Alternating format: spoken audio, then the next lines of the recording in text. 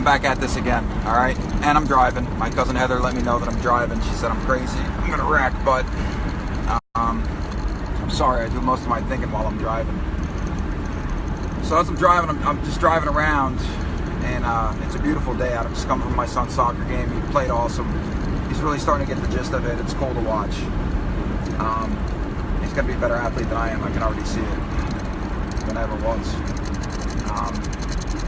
So I'm driving here, I'm thinking, it's a beautiful day. I'm coming up over the mountain, coming from West Brunswick Township. You guys don't know where that is.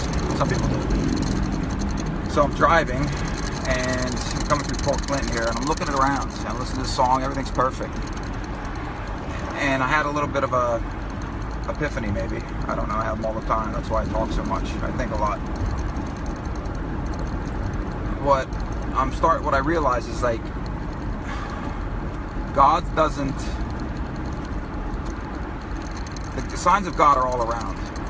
It's already here, okay? It's already here. Now, where is the hardest place for us to ever look for something? Where are we not gonna look? If we're upset and we're angry, it's somebody else's fault, right? A lot of times we like to post blame, we like to push out, we like to look without.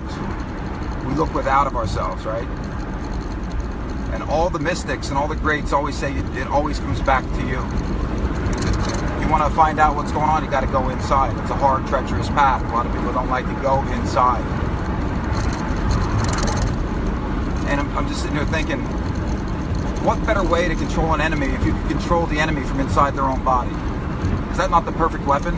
If you can knock down your enemy before they even take foot on the battlefield. Okay, so it's a little bit metaphorical.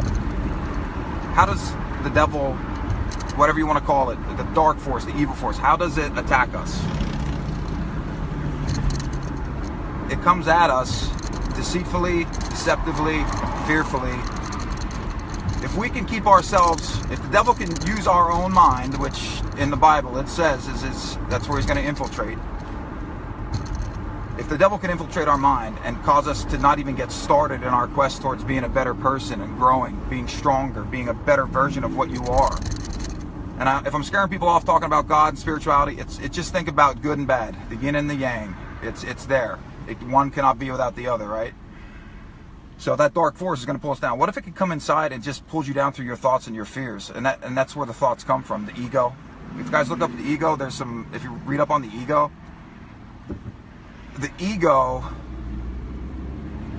is often viewed in a lot of like Eastern religions, not over here, but over there,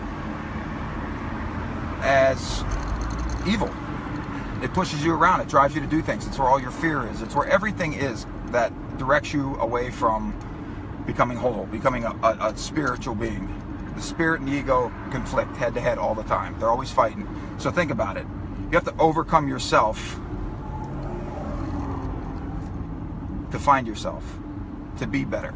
It's the hardest journey you'll ever encounter and go on, but it's a journey worth taking. And that's not just coming from somebody who's an addict. I had to do it to save my life. I got beat into submission. You don't have to. Overcome yourself and overcome your fears, because your thoughts and your feelings are not you. They're coming from otherworldly things, guys. That sounds a little weird, but it's not emanating from you. All right? You guys have a great Sunday. I don't know. I think way too much sometimes. And I'm smoking another cigar. It's not weed, I promise. It might sound like I'm smoking weed, but I'm not smoking weed. I just think very deeply. All right, guys. Have a great Sunday.